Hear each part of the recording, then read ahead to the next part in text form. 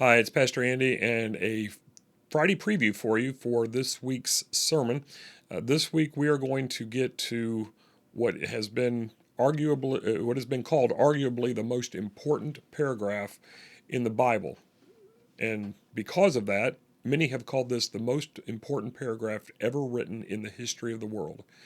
Now, if you ask many people what that paragraph would be, they might say something out of Shakespeare or something out of a news story or something like that, but many experts, biblical scholars will say that this paragraph is central. In fact, Martin Luther said, as he was talking about the need for the church to understand justification by faith, and again, the whole idea of sola fide and sola gratia that we talked about 3 years ago when we were celebrating the 500th anniversary of the Reformation.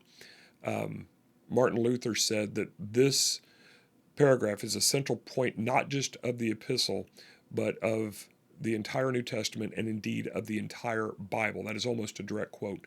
And so what does he mean by that? Well, Paul has shifted gears in this. We've finally gotten through that long passage from 118 through 320 where Paul has said, here's your sin, and you're all guilty of it. And he makes that point explicitly clear in Romans 3:23, as we might know. But God has made a way for us. And after talking for 2+ chapters about the idea of our sin and not providing any hint of a solution, we are now given the solution in this particular paragraph. We are given the solution that it is our faith in Christ that saves us. It is our faith in the fact that God did something for us through Christ that saves us. And more importantly, this is not just something that God did on a whim. In fact, it says in verse 21 that this has been predetermined by the prophets, and not by the prophets, but through the prophets. God spoke through the prophets, saying that this indeed was going to happen on some day, at some time in the future.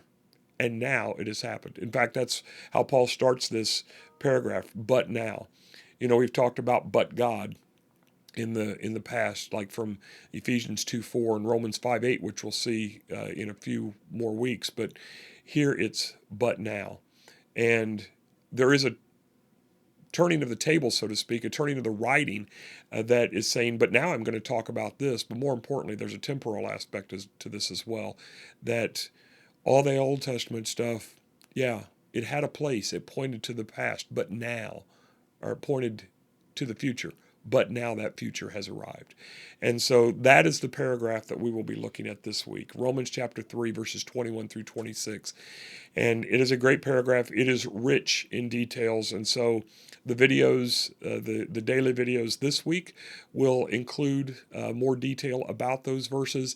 And the following week, since we're going to have Hub Sunday on the 28th, we will continue to look at some of these verses in more detail on the following week as well. So I hope you'll join us on Sunday for a look at Romans chapter 3, verses 21 through 26. Again, arguably the greatest paragraph ever written in the history of the world.